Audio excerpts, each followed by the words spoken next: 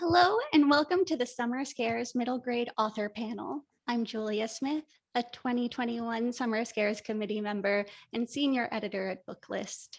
Today, I'm delighted to have the opportunity to chat with the authors of this year's Summer Scares selections for middle grade readers. Hal Johnson, author of Fearsome Creatures of the Lumberwoods, William Joyce, author and illustrator of Ollie's Odyssey, and Tahira Mafi of Witchwood. I will now turn things over to our authors so they can tell you a little more about themselves and read a passage from their books. And we will start things off with Hal Johnson. Hello, my name is Hal Johnson. I'm the author of several books for kids. My most recent one is The Big Book of Monsters. I'll be reading from the Summer Scares book, which is Fearsome Creatures of Lumberwood, which is better than The Big Book of Monsters. I'm going to do a little passage here about the leprechaun, which is similar to a leprechaun, but scarier. And this is just this is up to the scary part, so don't worry, it stops. In Canada, the leprechaun revealed a malicious side rarely displayed in its native land. They began obsessively stealing the noses and ears off corpses and replacing them with false noses and ears made of cheese. As the leprechaun population grew throughout the late 19th century, for the nasty little vermin breed like rabbits, the number of corpses so mutilated grew to epidemic proportions. A town would know that a leprechaun had set up inside its borders because suddenly every wake would be spoiled by a mourner's shriek. A child would stretch out a hand to wish grandma a final goodbye as she lay in her coffin and would accidentally knock off her nose, a nose that proved to be of Munster cheese. It soon became the custom throughout Canada to tweak the nose and tug the ears of a corpse before the coffin closed, just in case. The leprechaun is very skilled at shaping cheese, and the noses and ears look very lifelike on the dead. Where the leprechauns get their cheese is unknown. Some say they make it themselves between their hideous toes. What they do with the noses and ears they steal is well established. They eat them raw, calling it revenge for the massacres they have suffered. They talk about this while chewing the noses and ears, showing the half-chewed organs in their vile little mouths and spraying bits of cartilage everywhere. They really are filthy little creatures. Up-to-date funeral directors now equip their parlors with electrified screens and motion detectors, but for a long time, these modern contrivances were unavailable, and desperate people were forced to sit up all night with a beloved corpse before burial, broom in hand, ready to beat off any encroaching leprechauns, for the leprechaun is small and bendy and can fit even through a mouse hole. In Kitchener, Ontario, in 1935, one particularly malignant and cunning leprechaun proved to be the terror of the town. It had mastered a particular tune on its cattail pipes, a potent lullaby that drove all listeners to sleep. Corpses in Kitchener got interred immediately, but this was not always practical, and often the body had to wait overnight for burial, and when it did, come morning, its ears and nose were cheese. Relatives wept, town officials gnashed their teeth, but every time whoever stayed up guarding the body woke the next morning next to a mutilated corpse, ashamed of his failure. When the homecoming queen of 1936 choked on pep bills one Saturday night, the town council feared her attractive and popular face would be marred by cheese organs. So they put out a call for a doughty soul to stand guard until the cemetery opened on Sunday. Great rewards, key to the city, they offered the works, and one who heard was a young man just drifted into town. He was headed westward to Regina by broken down train and had spent the night in Kitchener anyway, while they adjusted the railway gauges. Why not volunteer to guard the body? He bought a thermos of coffee and a thermos of Kenyan dust tea, the strongest tea there is. He had a broom and a pack of chewing gum. Hopeful townsfolk locked him in the funeral home in a small room with the open coffin. After that, it gets scary, so I stopped. Wow, that was awesome. After that, it gets scary. Right, that's the benign part. Wow. Oh my gosh, that was great. Thank you. So, should I start? Yes, Bill, please. All right. My name's William Joyce. It says that on the books. Everybody calls me Bill. And I usually write stories that aren't that scary. And I do lots of like working I've done about 50 books now, and sometimes do films based on my books. I did The Rise of the Guardians, book series and then worked on the film, and I like having that double life. And so the book I'm going to read to you today is the first one that I did. It was kind of scary, or like had elements of horror in it, and which is cool for me because I've loved horror stuff since I was like prenatal. And so the book I'm going to read to you, they chose, is called Ollie's Odyssey, and it's about a favorite toy of a little boy named Billy. And I started thinking about what scares me, like, and it's clowns and creepy little dolls. And so in this story, Ollie, who is the favorite toy, is stolen by these creepy little dolls that are led by this terrible little clown named Zozo. And the creepy little toys are called the Creeps, actually. And so this chapter is about the Creeps and how they keep an eye on, whenever there's a favorite toy, when a toy becomes a favorite of a child, the Creeps come and steal them if they can and take them to Zozo, the evil clown. So this is chapter 6 about the Creeps. The Creeps have been watching Ollie even before he had been named a favorite. They had suspected he would become a fave, and the park where the Creeps intended to toy net Ollie was very close to his home. The Creeps were stunted, scroungy creatures, assembled from faded and rusty bits of machines, wires, garbage, and torn up toys. They weren't much larger than kittens, but they more than lived up to their name. They were very deeply creepy indeed. And here's a picture of a creep. It's nasty. It's so cute. Cute and nasty. It's perfect. The Creeps usually went on their missions in units of 5, and each creep had a specific task. Creep 1 kept a constant eye on her favorite toy. They were missioned to secure and deliver any favorite toy, which in creep speak was called a fave. Creep 2 was always on the lookout for anyone or anything that might see them. Dogs were a major problem. Unlike adult humans, dogs paid close attention to the world around them. If a dog heard or saw or smelled the Creeps and came to investigate, Creep 2 would whisper, "There's a rough coming," and they get ready to run and hide or drive the dog away with tiny stink bombs, which every creep carried for defense. Creeps 3 and 4 were in charge of capturing and carrying away the fave. They were armed with a variety of nets, hooks, and strings for binding. Creep 5 was the leader, and he was called the Super Creep. The Creeps were extremely good at blending in. They always traveled in shady parts of yards and parks, or in street drains and pipes. If they ever came close to being seen by a human, they would collapse on the ground and lie very still. To anyone who noticed, they just looked like a clutter of trash. Billy and Ollie were totally oblivious to the Creeps. They had no idea that every time they left the house, the Creeps were following them. They had no idea that when they went to the park, the Creeps stealthily watched their every move. And when Billy and Ollie settled into a game, the Creeps were never very far away, spying, plotting, waiting for their chance. There you go. Yes, thank you. And we will wrap things up on this part with Tara. So, okay, so I don't normally write horror either. I've written a bunch of books for kids and young adults mostly. But this book, Witchwood, I don't know if you can see it very well. I should give you a little bit of backstory about it because I'm going to read from a section which without context is kind of confusing. So the main character of this book, her name is Laylee. She is what is called a mortishur, which is a real job. It's a Farsi word for a person who washes the dead. So this is like actually what's done traditionally in Islamic tradition. But I wanted to turn it into something really creepy because that seemed kind of creepy to me. And I thought, what if we made a child do it?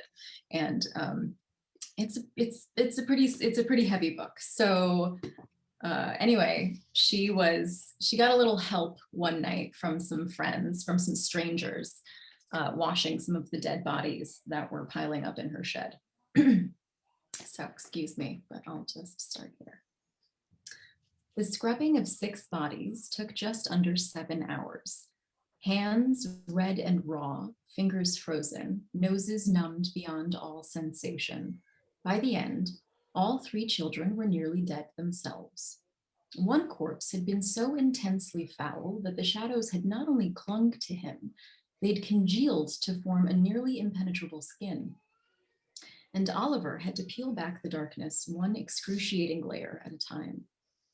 Alice, for her part, had quickly set aside her fears, reaching instead for fortitude, drawing from an inner well of strength so deep, even Laylee took notice. These 2 strangers were extraordinary in their resolve, uncomplaining through the night. And Laylee was finally beginning to realize that these were not ordinary children. She couldn't help but hope that they weren't there to harm her. The sun switched shifts with the moon. Weak morning light filtered through a changing sky, golden violets and dandelion blues offering the first rays of heat to be felt all night. The children's arms were nearly broken with effort and legs nearly paralyzed by cold, but the work of the evening was still unfinished. Laylee, who, lest we forget, had washed 9 bodies of her own not 10 hours prior, could hardly move for fatigue, but she made one final effort. Her cold, clumsy hands unearthed a mess of clothespins, and she offered a few shaking fistfuls to both Alice and Oliver. They 3 worked wordlessly, moving so slowly they might have been wading through warm milk, and hoisted half-sopping, half-frozen bodies onto a hefty clothesline. They pinned hinges to hawser, securing only necks and knees and elbows and the like. Once done, dead heads lolled onto stone chests, limp hands flapped against locked wrists, and wet clothes whipped in the brisk morning wind. 6 new bodies were strung alongside the 9 from the day before, and as the 3 living children stepped back to admire their work, they fell over sideways and promptly fell asleep in the snow. So, that is creepy. Was creepy. Thank you.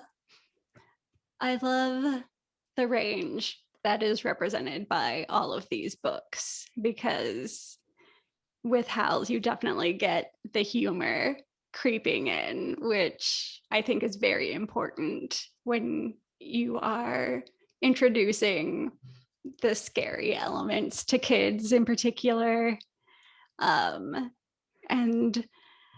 you, as you pointed out, oh, my cat, sorry, Tahara, that the creeps were, kind of cute.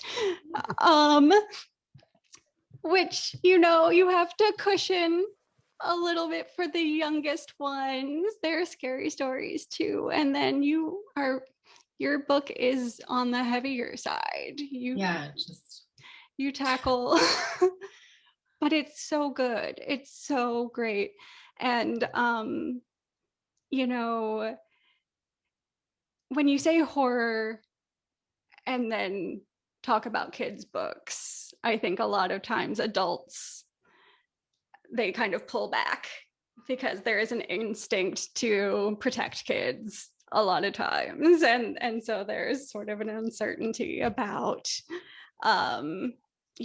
should they be reading that? Is it okay? But I think it's really,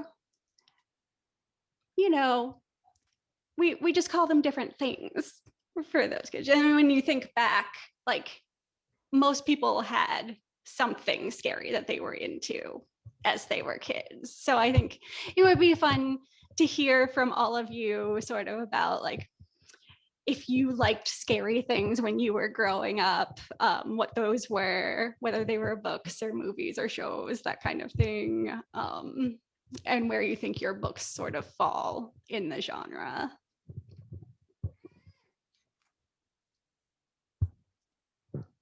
Well, I'll say I didn't read a lot of horror as a kid, but I really developed a fondness for Gothic trappings. Like a spooky house with a painting and the eyes moved, and or there's like a suit of armor, and as you walk past it, it moved.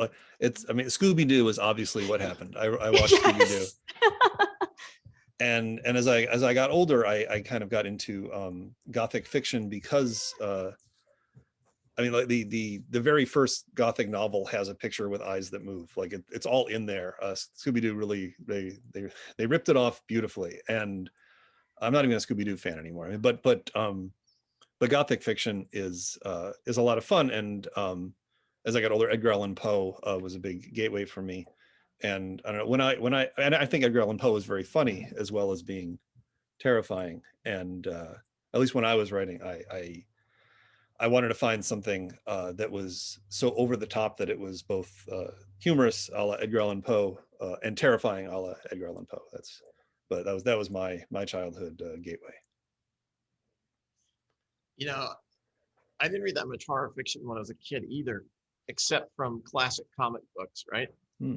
And so those were kind of a treasure trove to introduce you to lengthier pieces of horror fiction. And so there was like War of the Worlds in comic book form, which even the cover scared me to death of that. And Dracula and Frankenstein were all in classic comic book versions. And then, you know, as a kid, you're also like growing up seeing those the old Universal horror films, the black and white horror films, or as my stepchildren call them, the gray films. They can't figure out why there's not color. And those have this romanticized, you know, scariness to them. They're not like generally like deeply terrifying. They're sort of like like you always want to be the monster, sort of. I mean, I always thought like Dracula had it going on better than anybody else, and felt bad for Dracula, and when he would get killed. And the same thing for the Frankenstein monster. There's, you know, sympathy. King Kong was like, he was the one guy you really wanted like everything to be okay for, and it wasn't until I got a little older and like you, Hal, I got into Poe, and then I started finding this other kind of horror that I was intrigued by, that wasn't the romanticized kind. It was kind of horror of the everyday. And that's like Invasion of the Body Snatchers, where, you know, you're in a regular town that looks like your town, and then everybody starts getting a little strange, and you figure out the secret why, that aliens are taking you over and taking everybody over while they're sleeping. And there's It sounds like the Twilight Zone too. Yeah. Oh my God, the Twilight Zone was this treasure trove. And so we were getting bombarded by all this good spooky stuff. But I started realizing that it was the everyday horror that scared me more, the things that seemed plausible or possible. And then I read The Exorcist when I was like 10th grade maybe. And no, it's 8th grade. And that freaked me out so bad. and I kind of like, I've been devoted to horror ever since. And so when I decided to delve into something a little more scary, and what is on the surface, you know, sweet children's story about, you know, a favorite toy of a favorite little boy, but how you can make the everyday of that terrifying. I mean, when you're in the main character of the book is 5 years old, and his favorite toy is stolen by these creepy little guys, the creeps, by this evil clown. I've been scared of clowns since I was a little kid. So like, it was like my worst nightmare when it came around. It was like, okay, that's everything that freaks me out in one package. But I wanted to have my own version of that. So instead of having it be this full-grown, you know, human-sized thing, I made this small evil clown toy. And that the dark of night as a kid is the scariest thing there is. And though the main character of the book, Billy, only has to go like 7 blocks to save his favorite toy, he has to do it at night by himself. And that's 7 blocks of nighttime are the scariest 7 blocks. It becomes an epic, you know, in anxiety and fear. But I owe so much of all that to the things I grew up seeing. And there's little bits of Gothic horror. You know, there's an abandoned amusement park that's very much like, you know, Dracula's castle in a weird way. And every element of the horrors that I loved growing up, I tried to cram into this book and make it gentle and spooky. I guess it's not deeply terrifying, though occasionally my editor had to like force me to keep some of the scarier stuff out. She's like, you will give children nightmares for the rest of their lives, and that is not your goal. And I was like, isn't it though? So that's kind of how I got into this.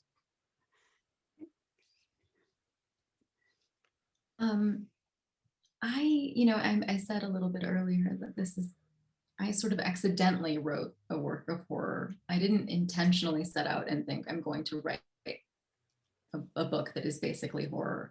It kind of happened for me. And so as a result, I want to say that when I was growing up, I saw a lot of darkness in my life, like in the world around me as a child, in my real world. And so I almost never reached for horror when it came for entertainment. That was not the escape that I sought because I found it genuinely upsetting and it scared me tremendously. And so I always sought escape in like what I call Twinkie fiction, like as a child, like even I really liked things that were straight out of a Norman Rockwell painting, that sort of thing. Like that was my antidote that I clung to. And so for me, writing this book was unlearning a lot of things and then learning new things about myself. What I found really interesting about the process of writing this book, because I think that this book gets genuinely scary. It's a pretty like heavy, emotionally dark book with moments of lightness also, but it's a pretty heavy book. It gets pretty dark. And what I found really interesting was that I had absolutely no problem writing that kind of darkness. It didn't scare me. It didn't make me feel uncomfortable. It didn't give me nightmares.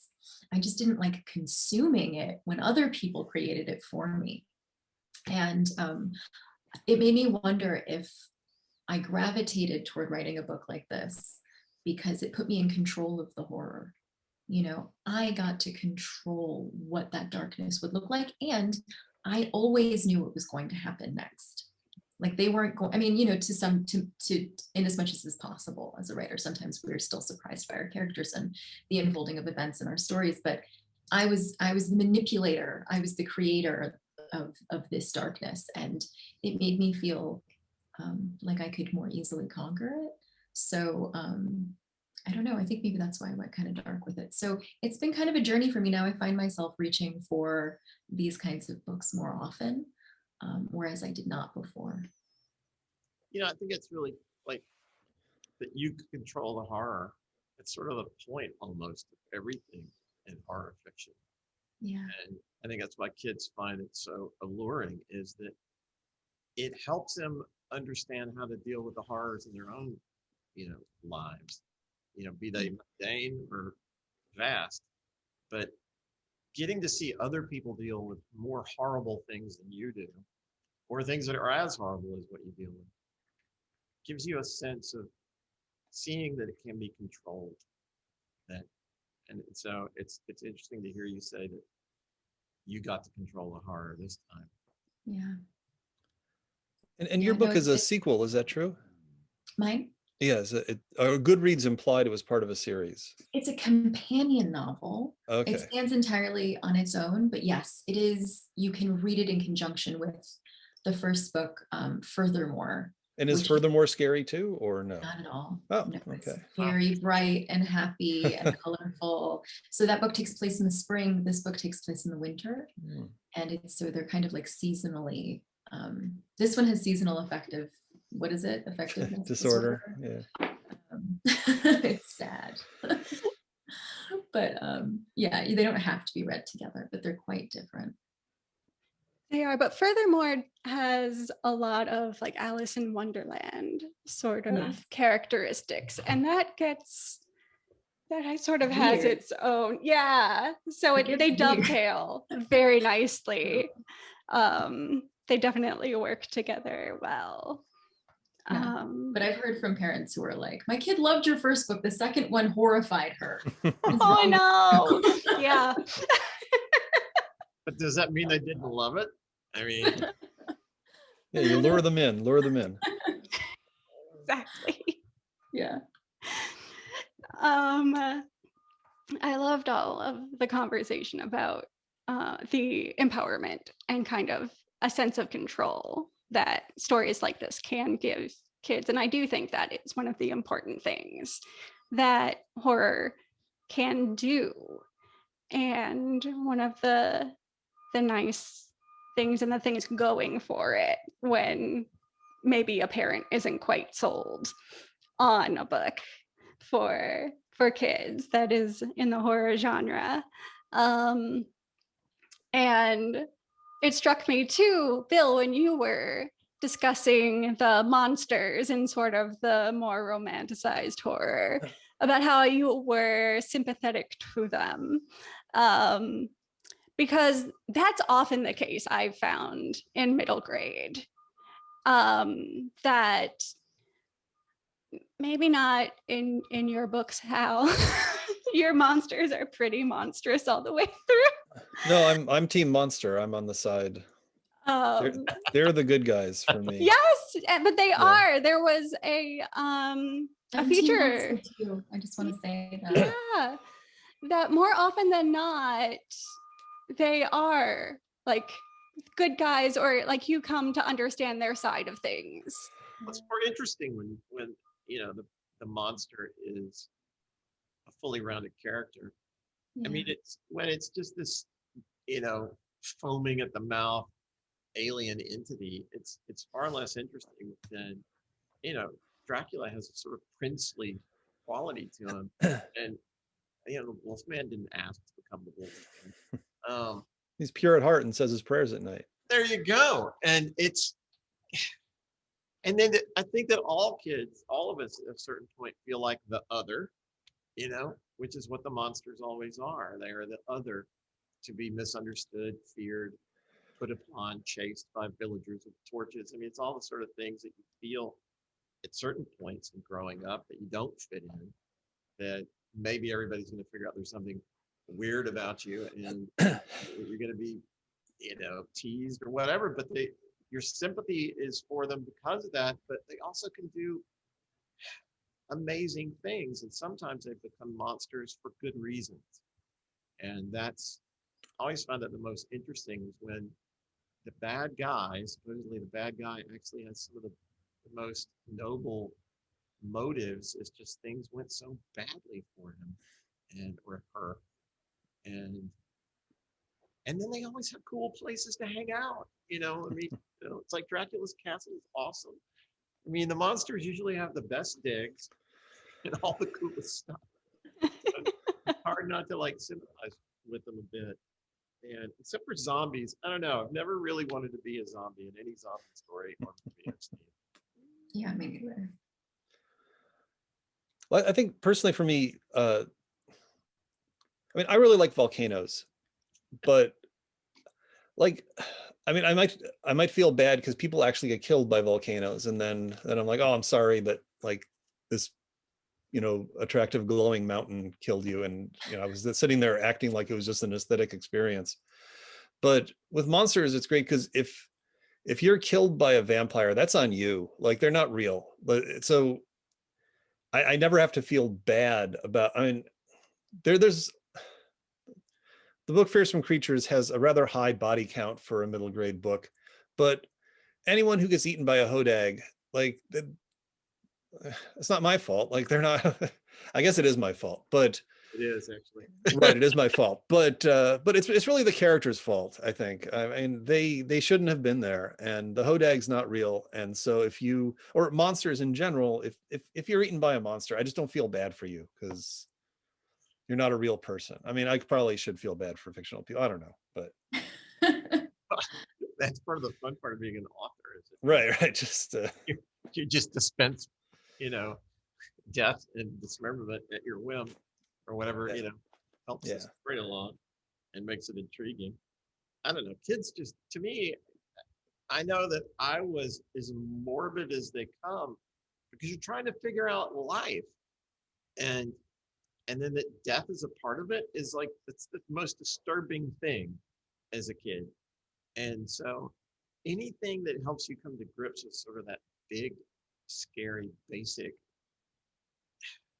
question of life and death is deeply intriguing, I think, for kids. And figuring out how grown-ups manage that is helpful. And sometimes facing it, it's so much, I mean, death is like, it's a fearsome thing. We all have a primordial fear of it. And so to face it in the form of some guy in an opera cape with fangs, or, you know, as a living dead person, or as a werewolf, it's just, it gives you an avenue to try to like tame the concept a bit, I guess. Like you just can't keep, as a kid, I couldn't keep my eyes off the scariest part. And you put your hands over your eyes and you'd peek through, you know? Like, what is that? You really wanted to know, you know, you're like, tell me, give me the answer. I want to see it. Yeah. Yeah. I totally, I really feel that. I also think like, I feel like so often, not with all children, but a lot of children, not only are we struggling to understand life and death, right, as a part of that, but I feel so much for kids who are not respected, whose feelings are not respected, and whose fears are not respected by the adults around them. And I think adults are often so consumed by many of their own true and real and big fears and worries that they deny children the right to feel the depth of their own fears, because children's fears are seen as inconsequential, not real, not substantial. And I think when we write books like this, where kids are dealing with such heaviness and darkness and death and destruction and monsters, obviously so much of that is, you know, we're telling truth with the protection of like fantasy, right? There's metaphor in fantasy, but we're really talking about real things. We're talking about real scary things, real pain, real darkness that needs to be defeated and that children face in their lives. And I think it can be so empowering for a child to read a book where they get to be treated with a level of, with the severity of the darkness that seems to parallel, for some children, again, not all children, but would parallel the kind of darkness that they're experiencing in their own life. You know, I don't like talking down to kids. I like recognizing that in their world, like if you're 10, you're as old as you have ever been. You are feeling in that moment as much as you have ever felt in your entire life. And to you, you have no perspective. There is no context. You don't know what it's like to be 50. You can't look back and say, oh, well, what I'm feeling right now is actually not that much. To you, it's everything. To you, it's the whole world. And I think it's really important for us to recognize that sometimes children are fighting what seem to them the most enormous monsters. They're facing tragic, like infinite darkness, what feels like infinite darkness. And when we give them books like this, we're telling them that we see them, that we know that they're capable of feeling this deeply and seeing such darkness. So I really appreciate that you said that. Well, thank you, because I agree with you, especially about respecting their fears. I mean, I don't think there's any fear more potent than the ones you have as in childhood, and that you feel those for the rest of your life. They echo through. I think there are things that scared me then that in some shape or form still scare me. And I was looking, as you said, for answers. And when you get to see through a piece of fiction, someone overcoming those fears and triumphing over those fearsome things, be they monsters or just something imaginary, or something that, you know, in ghost stories, sometimes it turns out to not be a ghost, like in Scooby-Doo. It's never something. It turns out to be somebody plotting something. But also in like 80% of real Gothic novels, it's always fake. Yeah, and it's, you know what, God, like the turn of the screw. Yeah. I have never bought that was completely, that's just in the governess's mind. It's, to me, it's so much, that might be scarier that she made it up or that she imagines it, but I prefer to think that there were actually ghosts. And but I also think it's brilliant that that the story can be taken either way. I think ambiguity is the greatest scary thing you can have. But as a child, I didn't like ambiguity at all. Yeah. You know, for the first 20 years after Return of the Screw came out, nobody thought you could take it two ways. Like it took a long time before anyone pointed out. I think it was Edmund Wilson who started arguing that it was all in her head. Everyone took it as a straight ghost story for like 2 decades. No kidding. Yeah, I mean, Henry James went to his grave without saying anything like "ha ha, punked you." He never broke a smile. I think that's brilliant. Yeah. To leave us with that question mark. Because I know in the movie version that Truman Capote wrote, the screenplay for it is very good.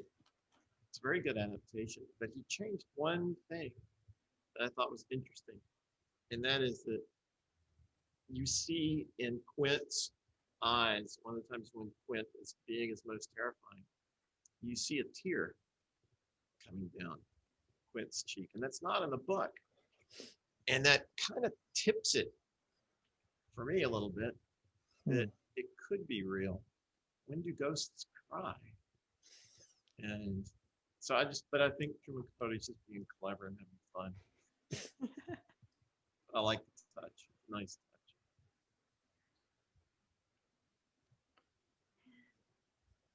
What's the story that scared you guys the most as a child? Me the most. There's a book of ghost stories I read called The Thing at the Foot of the Bed by Maria Leach. And I think it was from the 60s, but I had like a 1970s edition from Del Yearling. And The Thing at the Foot of the Bed, as it turns out not to be there are not two eyes staring at him.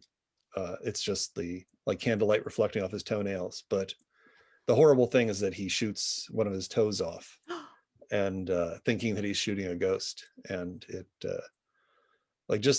and I think this may reveal too much about me, but the fact that it's not just that he hurt himself, but like now for the rest of his life, he's like, what a moron. Like everyone's going to ask him why he's missing a toe, and he has to tell the story that he thought he saw a ghost and he shot his. I don't know. It was a good collection. It was kind of like scary stories to tell in the dark, but I'm too old for that marginally. So this was before that. This was the collection of ghost stories that we read as kids. I didn't read a ton of like scary things as a kid. I made an active effort to avoid these things. Yeah. I read a lot of books like that I should not have read as a child that really freaked me out, that were not horror. Like, do you guys know that book Sleepers? Do you remember this book? It was based on like a true story that was kind of controversial. I'm not even going to tell you about it. It's like this big. Looking it up. Google that. Yeah, go ahead and look it up. It's not horror, but it's just real life, and it's horrific. It is a horrific story. And I read it when I was 11. And I don't know why I did. I just, anytime a grown-up would be like, you shouldn't read that, I'd be like, I will read it. Yes. And that was I like checked it out from the library. I don't know how they let me take it home, but I did. And I remember that I sobbed like as an 11-year-old reading that book. And it horrified me so much, like really was very upsetting. So like that's like a vivid memory for me, but not like traditional horror. It was real life that scared me, which is scarier, Yeah, real life scared me more. Though my brother, and I honestly don't know if he swears he really saw these things, and he says he was not just trying to mess with me, but like to this day, like as adults, but every once in a while he would wake up like in the morning and he'd be like, there was this little girl just like standing in the corner of my room staring at me. Like, and it would just, that sort of thing really freaked me out. Like the stories of like, I saw someone, I saw something. But again, that was like real life, you know, it was Mhm. people in my real life telling me like I saw something scary, or like just seeing scary things in the real world. I had a lot of fears, but they weren't of traditional monsters. But then again, I also made an active effort to avoid, like I finally saw, oh my God, what's it called? Which was based on a book. The book is pretty beautiful and terrible. Silence of the Lambs. Oh my gosh. Yeah. Oh my gosh. Love it. Yes. I saw that as an adult. And you guys, I saw Minority Report and I had nightmares. That's And, like, freaky. There's some yeah, but scary it's like, stuff in that. it's like low key freaky, but like I couldn't. Oh man, he's chasing his own eyeballs down the hallway for crying out loud. Yeah. That's rough. I couldn't. Thank you. Thank you for respecting my fears. Absolutely.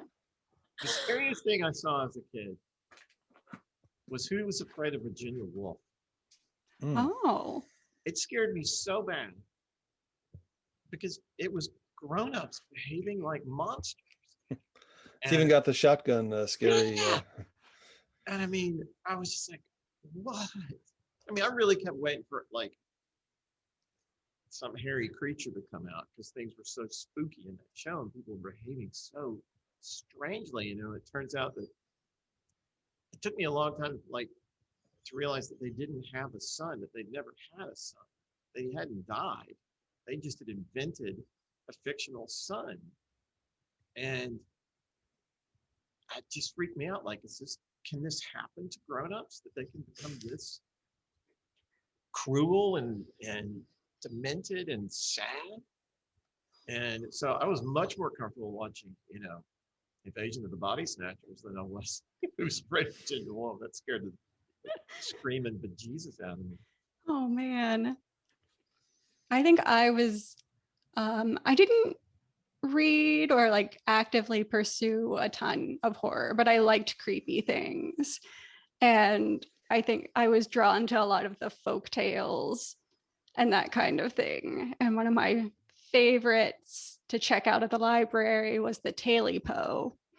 Oh God, that's Right. I love the Taily Poe, which was like an American ghost story. And it was just a picture book, and you can get different versions of it, but it just like has a really good cadence and build up of like this creature coming closer and closer to this old man who lives in a cabin like very isolated in the woods, and like there's a scratching that gets closer and closer and like tugs at the bedspread, and there are refrains and everything, and that one would get me every time, but I loved it even though it terrified me. So I think that was probably my best one. And I remember my mom also telling me that she like reached a point where she would not check out the Red Shoes anymore from, I think it was the fairy tale like picture book version, which yeah, because I grew up dancing, so I loved that there was like a ballet story, but you know, but she danced herself to death. You know? Well, in this one, they chop like a friendly woodman like chops her feet off with an axe. And she like hobbles off with him. Oh my God. And she's like, I can't read this to you anymore. Oh my God. See, people don't appreciate oftentimes how terrifying a lot of these famous stories by people like Hans Christian Andersen are. And the fairy tales, the original fairy tales, are terrifying. They are. People are dying. They're living. They lay around in a living death coma, or they're, you know, eaten by this or that. I mean, God, Hansel and Gretel, come on.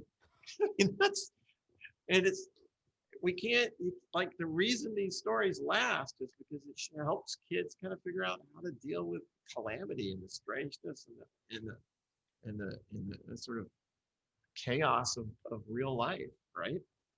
But wow, chopping off the feet. It gets dark.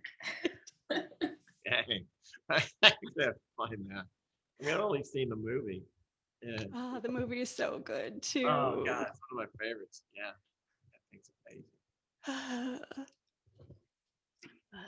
How do you guys choose? I'm just curious. Like, I was surprised that my book was chosen as a horror book because I hadn't really thought of it as being a horror book.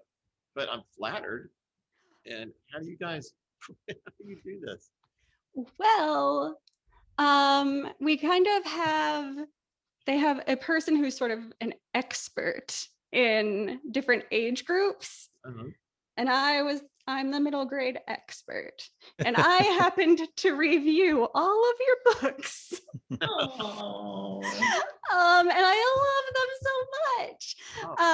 And there are like specifications on like the years in which they are published and that kind of thing. They can't be like brand new and that kind of thing because they're getting a lot of press already. And so this is because it's a library program. We want to work with collections and books that will be in the collections and that kind of thing. And so like we start with a Google Doc and we just throw on titles that we all like and just sort of collaborate that way initially. And then that lets everyone see what's there and take a closer look at the titles that catch their attention. And then it's sort of like a voting process and a whittling down at that point.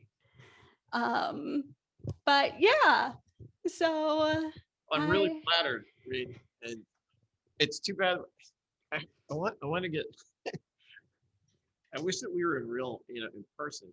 Then we could really talk about, our genre, and like I'm sure that you guys usually you have it in person, right? This.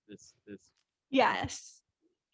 And Yeah, hopefully next year they'll be able to do it in person. But it was certainly a nice thing to have to work on this year. Yeah. I definitely liked being like, this was like my fun project to get to do and to revisit these books. And